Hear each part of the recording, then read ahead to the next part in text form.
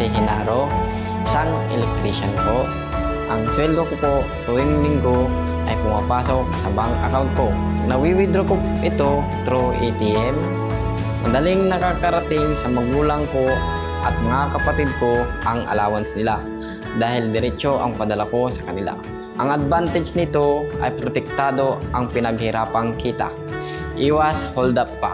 Yung cash na kailangan ko sa pang-araw-araw, yun lang ang binabudget ko at nakakaipon pa ako.